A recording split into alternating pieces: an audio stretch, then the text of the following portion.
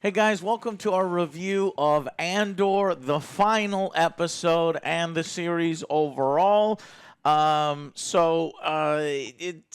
damn bittersweet because this has been, in my opinion, the best Star Wars television show to come out in a long time from Disney. Other than The Mandalorian, this has been top quality stuff. And I'm like, damn, all right, now I gotta wait, I don't know, 1, 2 years. Filming has officially begun on season two.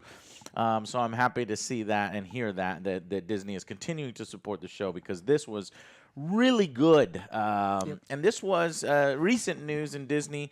Bob Iger is coming in to replace the previous Bob that took over for just a short amount of time. I think he ran less than a year. And that Bob is the one that greenlit and put together the team for this. So hopefully the new Bob Iger coming in, who kind of rushed the Star Wars sequels. He was responsible for telling everybody they needed to hit a deadline. I hope that creative content can continue under Bob Iger. So there's a shakeup at Disney at the top for the new CEO. Anyways, so episode 12, it culminates in, another little mini arc here, but also ties into the entire series, all the multiple arcs that we've had. And once again, an excellent episode. I think this one hits a 10 out of 10 for me. I'll just come out and say it.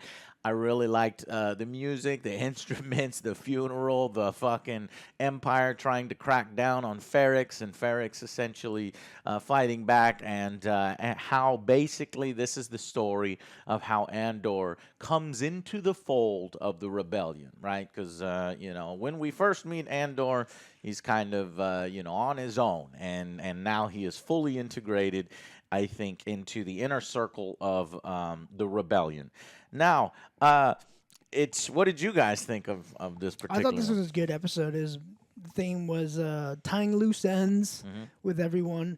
It was intense. I loved the funeral scene and all the chaos and the little teaser at the end. There's a great. teaser, so stay after the credits. That hasn't been the case in the previous episodes, but this one has one. It's the last one. Yeah.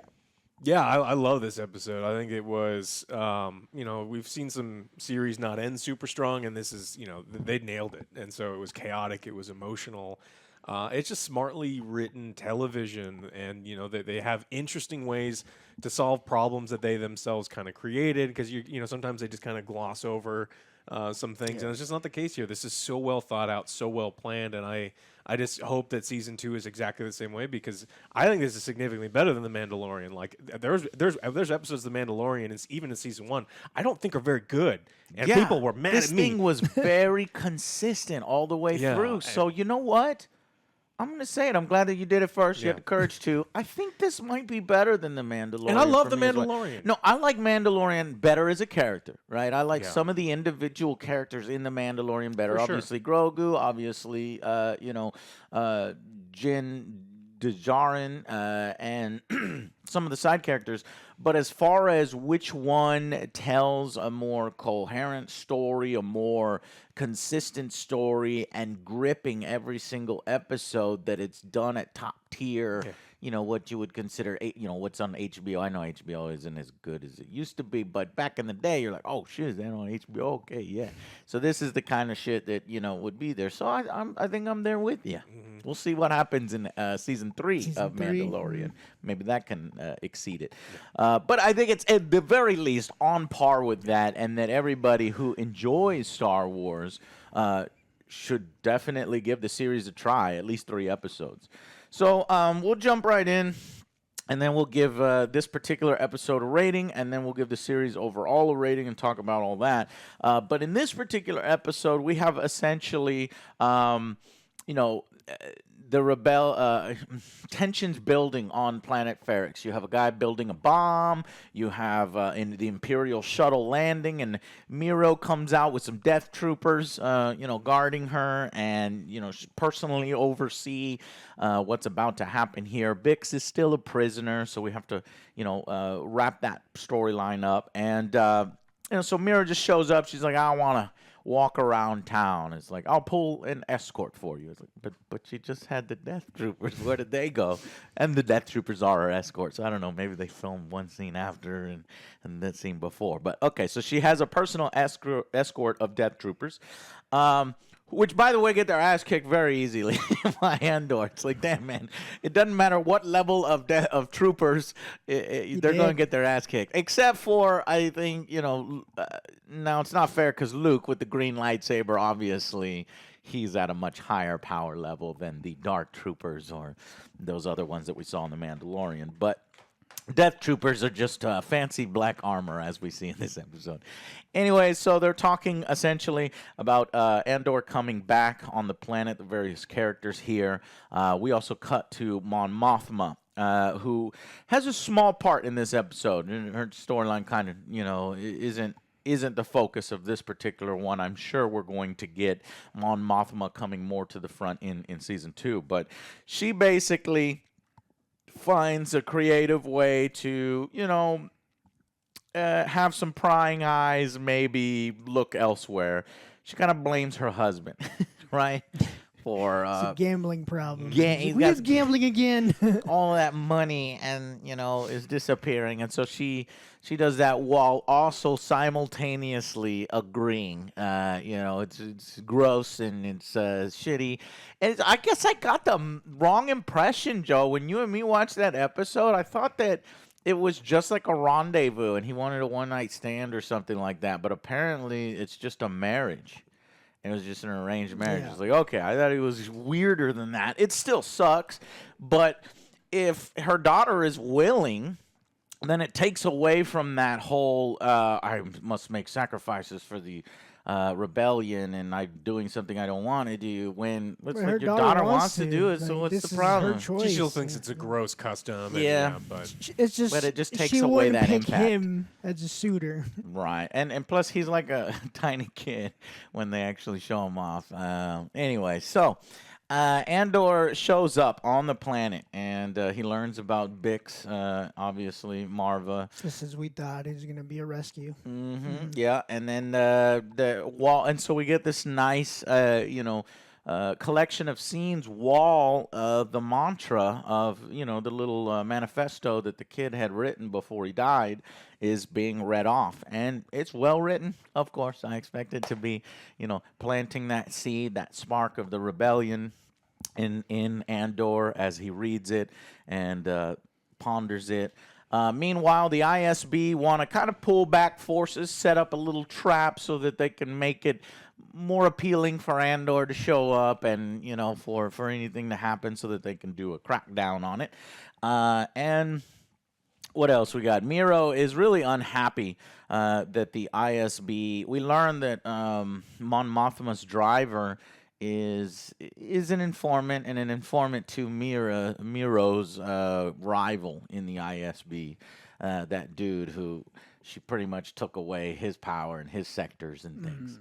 But the ISB takes the initiative to destroy Krieger's rebellion. Now, it sucks that we don't see it. That's what I was going to say. It's like, I wish they would have made this a little bit longer. Show some clips or something like them getting destroyed. I would have given this a 9 out of 10 because I was hoping to see that in a 10, but I went to 10 out of 10 just because all of the other, there's multiple 10 out of 10s I would have given it, but it's like everything is at such a high level that I just regretted not doing it, so I'm doing it here on this particular episode.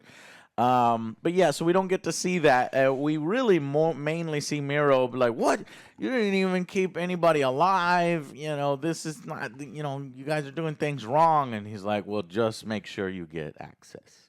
Axis is what they call Luthen and Andor and all that faction. So anyways, what happens next? Oh, yeah, so Andor basically is saying we can't just leave Bix. And so his friend is like, what are you going to do? You're going to take on the full garrison?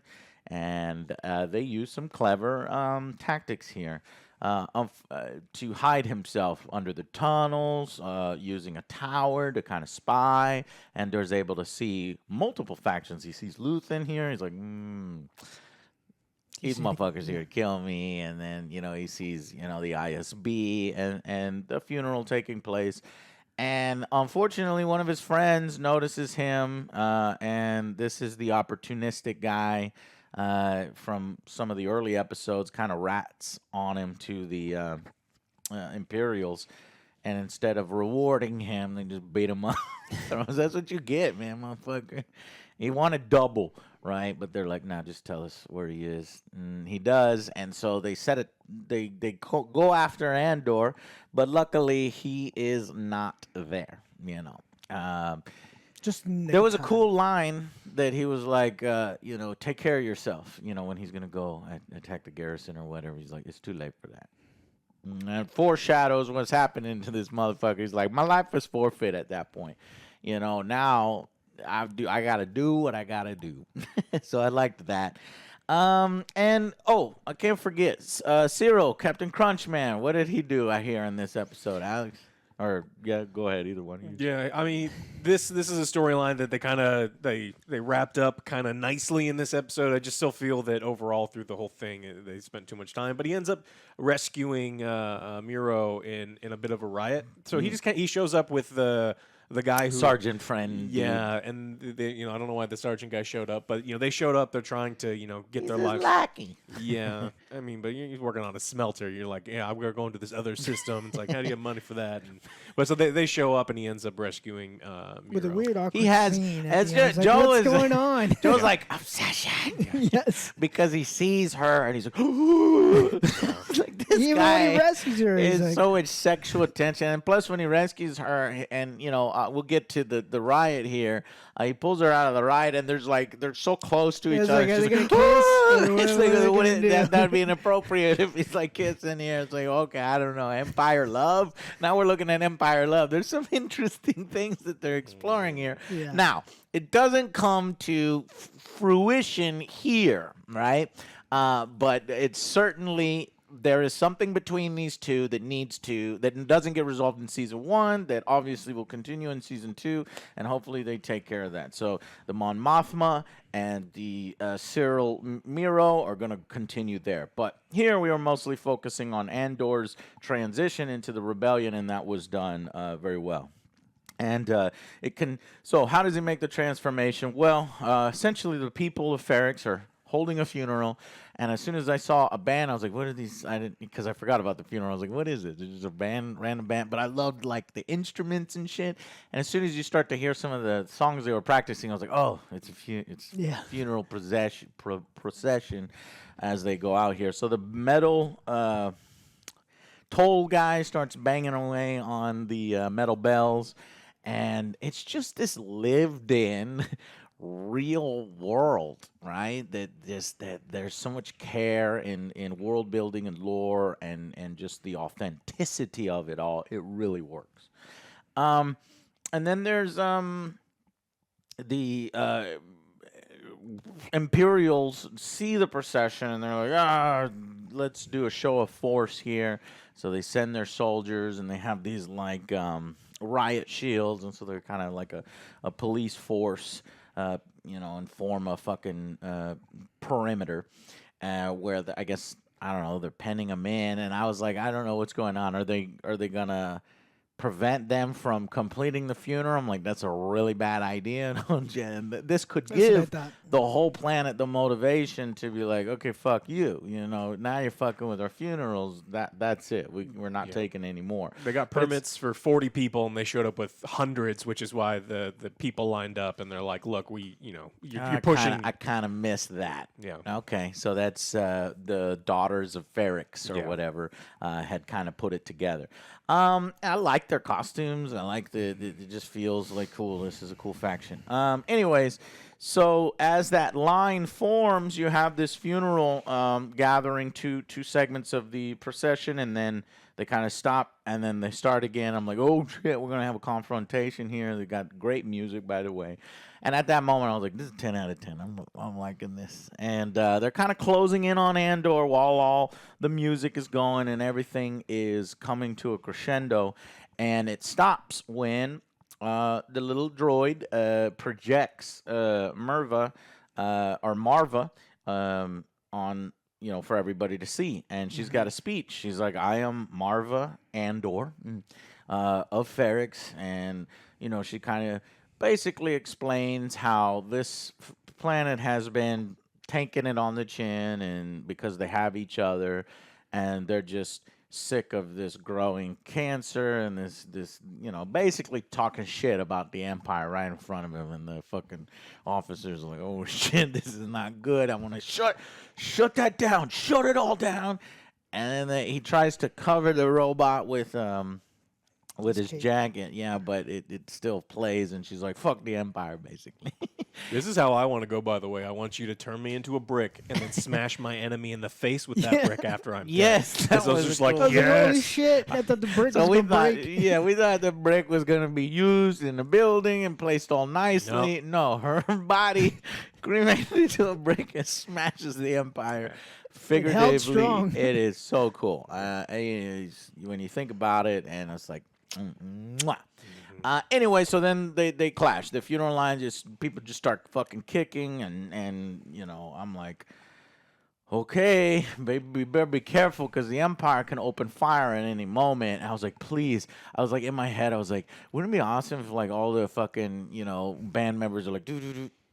And then the band, they are there, like everybody was ready, right? But no, it's not like that. It was a fucking slaughter, because as things get out of control, you see this one person who, as they were listening to the speech, getting so fucking pissed off, and it created a bomb prior, throws the bomb, which hits one of the vehicles, which then drops a bunch of grenades. Those cook off. Yeah, essentially, and it just a massive explosion. And that just gets the officers and the Imperial officers who are trigger happy and like already wanting to, just cause carnage. They're like, open fire, and then they just slaughtering many people. Now, it's why don't they fight back and all this other stuff? Well, they didn't bring any weapons. They tried. There's not an army, but it could be. They didn't know it was going to be a rebellion either. Mm-hmm. I mean. And it could be that they're going to reorganize. This word is going to get spread across the galaxy and stuff. So this is kind of, it's still in favor of the rebellion and fighting back. So as there were officers planted amongst the workers. And one of our characters, this girl, I don't remember her name, but she is the more aggressive badass of the group who was there with her lover to kill Andor. She gets into it. She hated the Empire anyway. She's all pro-rebel, and she takes the opportunity to stab one of those motherfucking, persons that were trying to be in the crowd, instigators or spies. So that dude dies. Not an important character, it wasn't Cyril or anything, and this is when Cyril saves Mira, and so there's more to that. He finally, after this, gains her respect, right? Because she'd been rejecting him. No, I don't want you, and I don't respect you, and now she's like, I think I should thank you, and he's like, you don't have to, So boom, they are now. He's a stalker. It's creepy. Yeah, it is. He is, but now he's in our inner circle for sure, and we'll see where that goes. At least I think so. All right. So, in the chaos, as they start opening fire, some of our main characters and our side characters that are left alive on in the faction get away. They go to the ship's salvage yard. They're gonna escape on a ship, and as they're doing that, Andor shows up with Bix. So we got the rescue there. Didn't really get to see, how many Imperials he had to kill to get her out of there, but just one, I think. There was a one where he did this cool wrestling move, and then he fucking brutally shot him. I like how Andor takes care of business. It is quick. Well, it's effective. I flip you over, so you're dead now. And it's just like, no. And he's like right in the heart. It's There like, you go. that's, oh shit. All right. Yeah, the riding level would have been again. exactly. It's like this is the way it should be, But This in is the previous way. episodes, you just flip him. Oh! It's like, oh, he's knocked out. He's Everyone fine. Wilhelm screens when you flip them over. It's like the Steven Seagal fight videos where it's just like, you're dead and you're dead. You can even see, the life goes from him.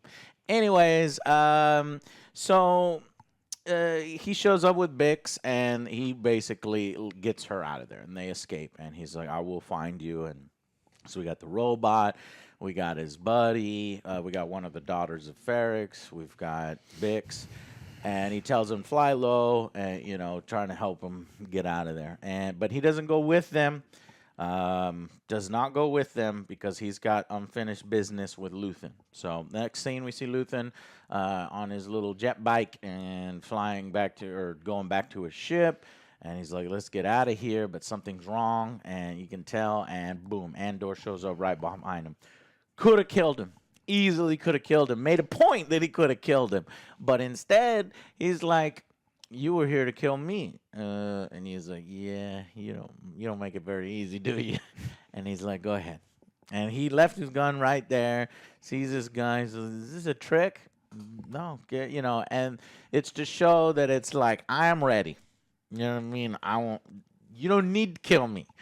I want to be with you guys, and I want to take the Empire down. Now I have massive motivation to do it. And kill me or take me in, he says. And Luthen basically just smiles at that, which going to take him in. And then the credits roll. So it's just a great episode. There is an after credit scene that shows some of those components that they were building in the prison are connecting together dish pieces. And as it zooms out, it is the dish of the Death Star that they are constructing, which Andor later ties into the Death Star and the destruction of the Death Star. So just great episode. And really, really a strong piece of lore in building the rebellion. You know what I mean? It just sucks to see, the mainline films, which should be the strongest, and these TV shows build upon that. You have strong, and then the Disney sequels, very weak world building, very weak lore, stuff that doesn't make sense. You can watch our 2-hour-long video. You remember when we made that video? Top 127 things that didn't make sense in Rise of Skywalker.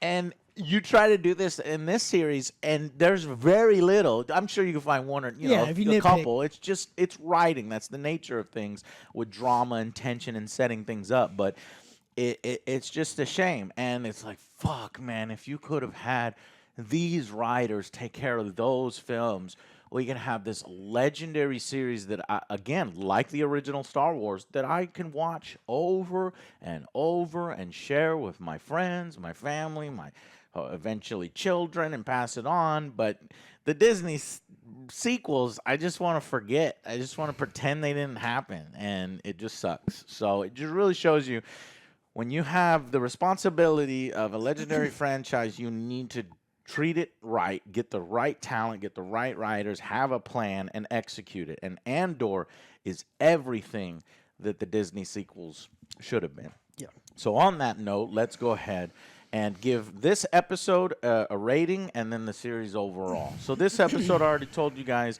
is a 10 out of 10 for me. What about you, Joe? I'm torn between a 9 or 10. I really liked it. It was great writing. Mm-hmm. It had everything. It had emotion, tension, chaos, and it was believable of everything, the actions that were taking place. Right. Even though they know it'd be way more satisfying to have all the fucking band members come out with laser guns, that's not how it went down. No, it was a slaughter, like you said. So it was. Do it, Joe. I really liked it. I'm gonna go with the 10. Yeah, boy. Yeah, it was great. It left me wanting more. Yeah. So it's a great cliffhanger. Mm-hmm. Yeah, I don't even have to think about it. I think this is a 10.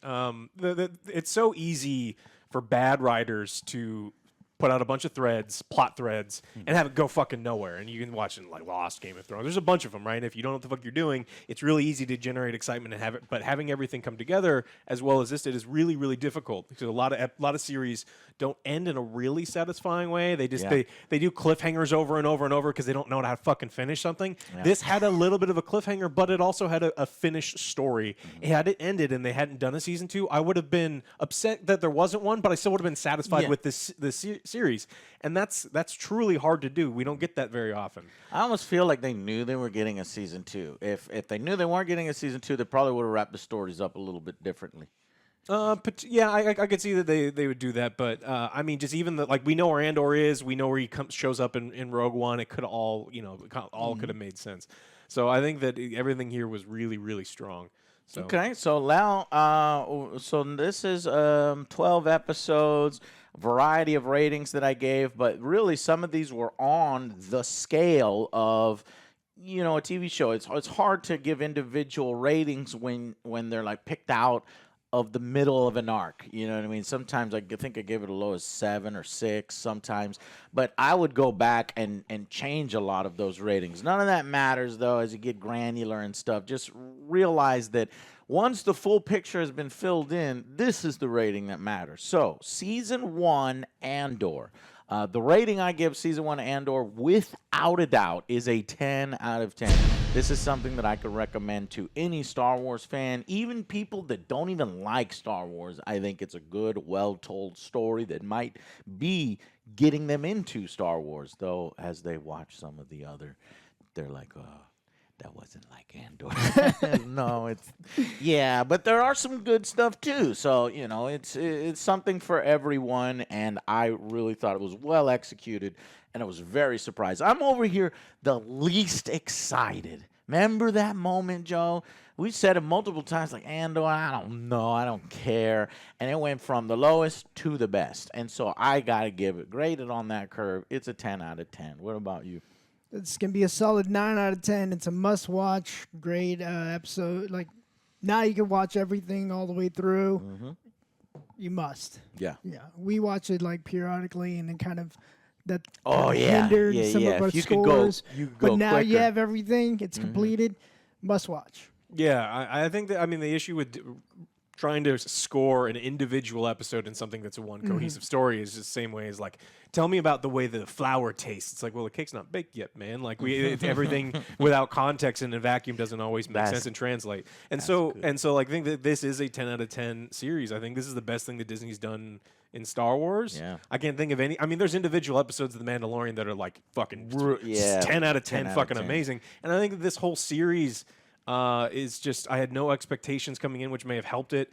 But like this wipes that greasy shit flavor in our mouths from Obi-Wan, from Boba Fett, from the sequels kind of out. This is Star Wars for grown-ups, and I'm a guy who loves comics. I love Star Wars. I love all this, like this nerd shit. But it's been treated so poorly, and this is people who I don't know if they love it as much as I do. I feels like they do, but like they wrote it, and it shows that there was care in it. They cared about the world. And, they didn't want to make, well, we're going to make a Boba Fett, a nice guy, and he's not going to commit any crime, even though he's a crime lord. Mandalorian, They wanted to do their own ruthless, thing. and then when he gets his own series, he's happy-go-lucky. There's none of that here. It's just like they wanted to write a solid story from start to finish, and it feels really, really great to be a Star Wars fan when you're watching this. Yeah, my gosh, it's so true, and that's why I was a little worried when I heard, the current CEO who oversaw this and wanted this to happen and put together that team for this is being let go. Bob Iger's coming back in, and I think Bob Iger kind of represented some of the negative. I don't know how much involvement Kathleen Kennedy had in it. I saw her name in the credits, Hopefully but it's like none. a lot of this stuff. Just there overseeing. Exactly. So we have a new core group of team that I would trust with future Star Wars content. What I'm saying is I would love to see this team tackle more within the universe when they're done with Andor, because I think that they would treat it with the respect it needs. So whereas we have confidence in Dave Filoni and Jon Favreau and no confidence in Bob Iger and Kathleen Kennedy, at least with regards to the Star Wars stuff, I hope that this isn't the end for the Andor team, because I think that they need to be utilized in the future. So anyway, that's my piece. As far as the future of Andor, what would you guys like to see in a season 2? What do you think? What do you think they're doing? Boffins. Many Boffins died. That would be yes. Because we've never seen that, and might as well. I think that would be an excellent side mission, because the Andor does have these kind of espionage, special operation stuff. So that would be cool. I'm wondering if they're setting these two, Miro and Cyril, are they going to be Empire heroes, or is there still a seed that maybe they can come to the rebellion? They're I far think that's gone. crushed. Yeah, it's far gone. Especially when she was Let's almost see. murdered in a She riot. shot in the crowd. She did. I think she killed somebody, and then somebody hit her with a rock. And then she was getting dragged away by a bunch of people to try to somewhere. rip and her then, up. Yeah, and then Cyril, saved So her. this is going to be interesting to see this twisted, Love demented interest. love get murdered. I don't know, by the rebellion. Shit, I don't know. It's gonna, but so that's gonna be interesting, and see, for season 2, that story could end very poorly. It could be like, well, that felt pointless, or not. We'll see where that goes. That's the weakest, but whatever.